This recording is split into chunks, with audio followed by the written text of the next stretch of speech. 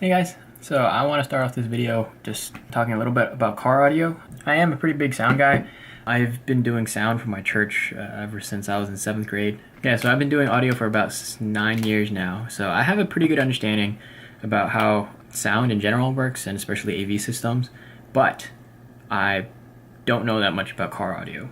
My very first car was a 1993 Toyota Corolla station wagon, and the speakers in there were so old that the rubber baffles were actually disintegrated, so audio didn't really work.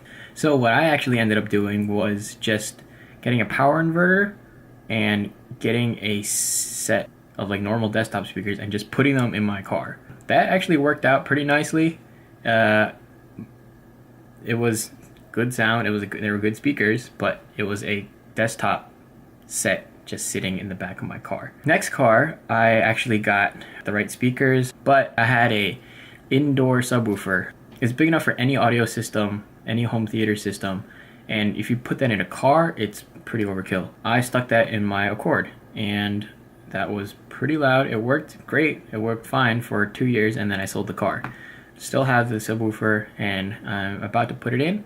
Just letting you guys know that, as I said before, I don't know much about car audio. I'm not using a normal car subwoofer setup. I'm just telling you guys straight up, I don't know that much about what I'm doing. I look like I do to some people. To some other people, it might seem like I really don't know what I'm doing. Most of the time, I'm just looking things up, seeing how they work, and seeing if I figure it out. If it works, I set it up. I am a little bit more careful than most people.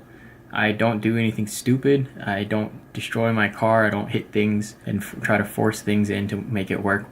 Yeah, I take my time. I learn things as I go. And yeah, maybe I'll learn something from this. So today, I am going to try to put in my subwoofer probably the wrong way. And basically what I do is I have some old jumper cables, cut off the ends, make some leads out of them. You run the power up to the positive, and then you ground it somewhere inside the chassis. Run that power to a power inverter. I believe this one is a 400 watts continuous power inverter. This is like plenty. The subwoofer that I'm using is actually an in-home subwoofer. I got it off Craigslist. That's powered by the power inverter, running it like an extension cable to the back, where it sits in the trunk, and then audio signal just comes out of the back of the head unit and also goes to the sub. The reason why this is probably the wrong way is because, one, it is like an indoor sub. It's not really a car sub, so it's probably not as durable. Not that I think it matters that much, because I ran it for almost 2 years and I didn't have any problems whatsoever. I never had to fix anything. But it is kind of annoying because it will draw power if it is on, so you have to have the switch turned on and off. But then I also realized that my subwoofer has an automatic off switch after it's not used for 30 seconds. Even if I do forget to turn this off, it won't drain my battery. This is not the right way to put a subwoofer in your car. The reason why I did it is because the subwoofer was really cheap, and I also had the power inverter. I'll probably do a legit setup sometime after this car gets a little better situated. Really, the hardest part is running the cable through the firewall, but I actually found out that this firewall has a grommet right there, and there's supposed to be a little rubber boot there, which I already took out.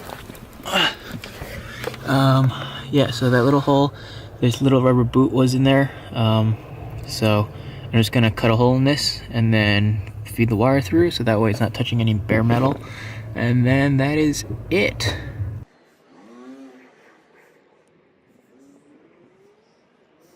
So now there's a decent sized hole. I thread through it. Voila. That's it. Basically what I've done so far is cut that, thread the wire through the rubber grommet, and then it comes out, on this car it comes out like right underneath the brake booster, and then I just threaded it, tucked it in, and then it just reaches my positive battery terminal. I'm gonna stuff the extra wire. There's a little space right there, so I could probably stick it in there, keep everything out of the way. I think I might run the signal cable on that side, along that wall, and then to the back. Because power is gonna be all jumbled up here, I don't want power and audio signal to get mixed up. Alright, so I actually couldn't find any ground points in here. I decided just to run the neutral cable also out the grommet. And just attach it in the engine bay. Wires are stuffed in there, out of the way. They don't affect the pedals at all. Make sure they're behind the mats at least, so they don't get tangled. And then, yep, power and ground. Their leads are coming to here. I think I decided to mount the power inverter there. That way, just quick access and out of the way too. Finished running the power cable. Also ran the audio cable.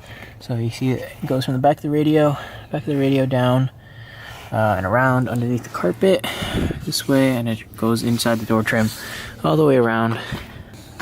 I got it to come out underneath the seat right there, and it goes underneath the bottom of the seat over here underneath and then out the back. Finished hooking up the leads, so I grounded it over there near the strut tower and then over here near the battery terminal. And then inside, all you have to do is just run the cables and then plug it into the back of the inverter. Have the power extension cord going to the back under the seat, and then underneath the floor mat, underneath the chair, and then out the back. And it shows up right there. So I've had the subwoofer in for about 1.5 months or so. It's been a while. But I had some chances to go in and mess around with the EQ settings. Every single radio is going to have a place where you can customize your EQ. It does come with presets, normal presets, but I would not recommend using these. They're usually trash. But yeah, so for mine, I actually didn't need to boost my bass that much. As you can see here, it's not really that much at all. I ended up pushing up 2,500 hertz up a little bit because that is the snare drum sound that I really like, higher frequencies. So yeah, overall, just do what makes you happy. If you guys have any questions or anything about how to install it in your car, or maybe some mixing tips, don't hesitate to let me know, and I'll try to help out any way I can. All right, have a good day.